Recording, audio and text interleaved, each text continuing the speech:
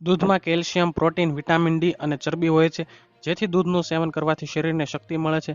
તેથી બાળકોથી લઈને વૃદ્ધો તેનું સેવન કરે છે, પરંતુ તેની સાથે કેટલીક વસ્તુઓ ભેળવવી ન જોઈએ અને ખાવી પણ ન જોઈએ, કારણ કે તેનાથી શરીરને ઘણું નુકસાન થાય છે અને સમસ્યાઓ ઊભી થવા લાગે છે. ડોક્ટર રેખા રાધામોનીના મતે દૂધ ભારે હોય છે. આયુર્વેદ મુજબ તે શરીરમાં લુબ્રિકેશન વધારે છે. જે લોકોને પેટની સંબંધિત સમસ્યા હોય તેમણે દૂધનું સેવન ન કરવું જોઈએ. દૂધ એકલું પીવું જોઈએ અને પીતા પહેલા તેને સારી રીતે ઉકાળી લેવું જોઈએ. જો તમને ગાય કે ભેંસનું દૂધ પચતું ન હોય તો તમે બકરીનું દૂધ અજમાવી શકો છો. કેટલાક લોકો શિયાળામાં ચામાં ગોળ ઉમેરે છે. કેટલાક લોકો તેને ફાયદાકારક માને છે અને દૂધમાં ખાંડને બદલે ગોળ નાખે છે.